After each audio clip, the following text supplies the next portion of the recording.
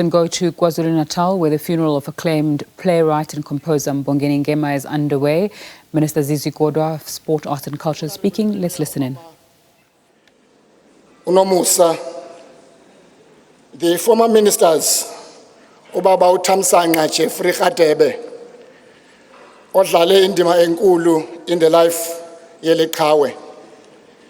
The other ministers present, Umama uNkosazana, who played a very important role in the life of Eleqhawe as a Minister of Health then. Ubaba, Minister of Police, ubheko kwakhe Hamilton Cele, okhona naye phakathi kwethu. The MECs present, the clergy, the church leadership, the creative sector present here, led by a number of its leadership. The torch bearers of the theatre production of the creative sector in the country that are present here. I think Ubaba Utwala, Uchiko, my brother and friend, spoke well about their role. On behalf of the Department of Arts and Culture, let me take the opportunity to extend my heartfelt condolences to the Ngema family. Sitini tutuzekani akwehlanga lungehli. In New Madlokovu, we're not only burying an artist, but we're burying a veteran of the liberation struggle. And we're acknowledging your role in arts. I would like first and foremost to appreciate the role and the contribution played by Playhouse and the Ngema family for the organization of the very vibrant musical celebration this past Wednesday, and the quality of production. It was truly befitting of Eqhawe, the freedom fighter and anti-apartheid activist. It was him, Mbongeni Ngema, who took South African theatre to the global stage to amplify the conditions of the black majority, the conditions of brutality, and the conditions of injustice. The question we ask today, what is the role of theatre in South Africa today in nation building and social cohesion? Therefore, the question we must ask, which is one thing I would like to say today, what needs to be done in celebrating his legacy? What needs to be done? There is a need to establish a system or a program of recognition and acknowledgement as part of our vision. I will once again repeat what I always say. We need to give them flowers whilst they can still smell them. If we do so, we'll have less of posthumous recognition. We must name rivers. We must name streets. We must build academies. We must name oceans and mountains and buildings after their names in recognition of their contribution, whilst they can see and walk past those monuments. When I last met him, when we were honoring Madala at this historic playhouse, I reminded him that indeed we shall come back, because it is our view as a department that we must give them flowers whilst they can still smell them. But it is not our decision to take him. It is the court's decision. Recently, I had the privilege and the opportunity to visit both Paris and Russia, where I discovered that they've been able to increase their budget for arts and culture because of his contribution not only to their GDP, but as a result of this contribution to nation building and social cohesion. And I would like all spheres of government, both province led by the Premier and the Mayor who was here, to hear this part loud and clear. Usually, I had an opportunity to meet with the Minister of Arts and Culture in Paris to ask why arts and culture is so important, not only in the GDP of France. He says to me, is the biggest contributor to our GDP.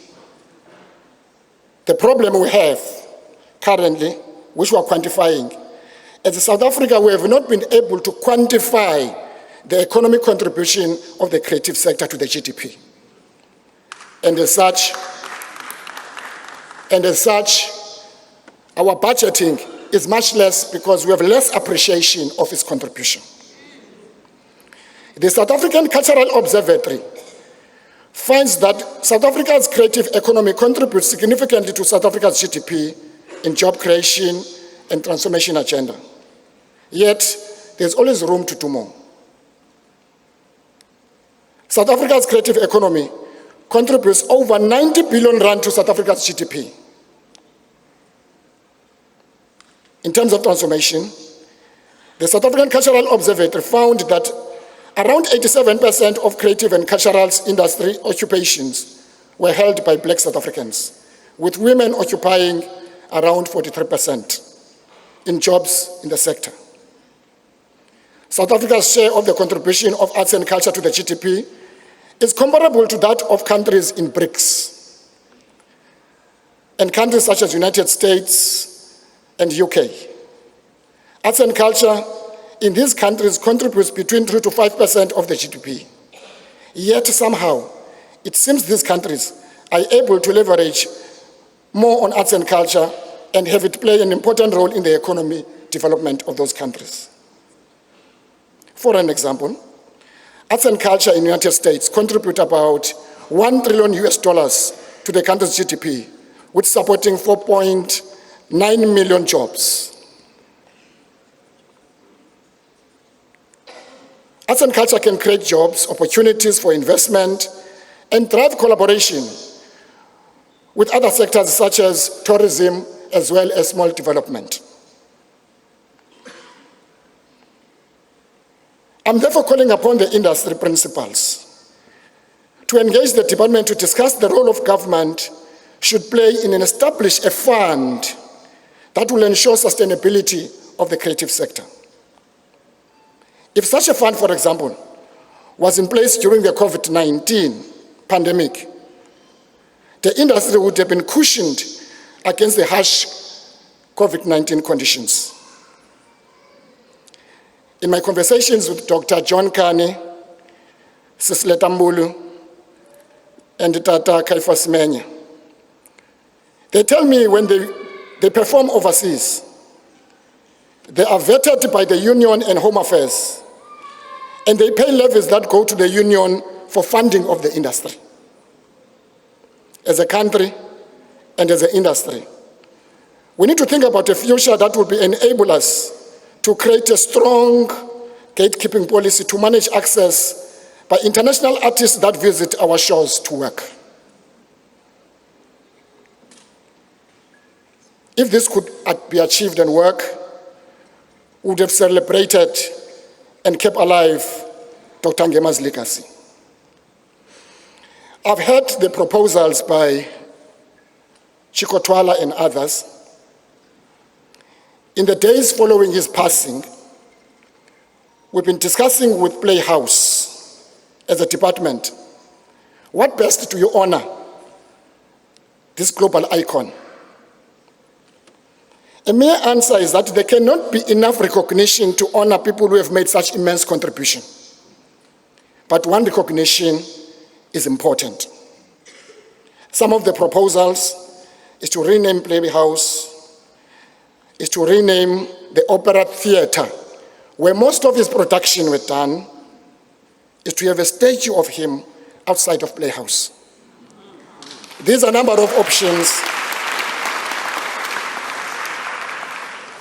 To you, Matlokovu, you inspired many young people who were here in the country.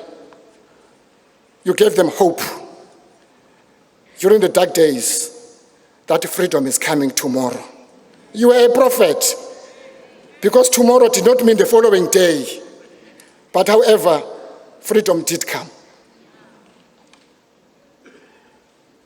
At the time of difficulties in our country, the times of despondency, you gave hope to families, to many of us, certainly when I was young, that we should love each other. Hence the song, Stimela samsasezola. Tambolam lekendaki. Hamba kahle Madlokov. Hamba kahle mfowethu. Uqhatso olufezile. We will see how best do we use your legacy to educate the rest of younger generation.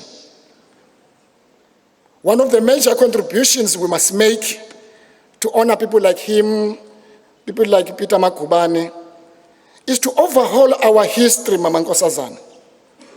Our history, if it does not include the role of art, the role of artists, the role of creative sector in the liberation struggle, is incomplete. Because some of them, through their cameras, through their voices, through the theater, through the performing arts, they exposed the brutality of apartheid. It is that history that must be taught in our schools. Siyabonga, thank you very much.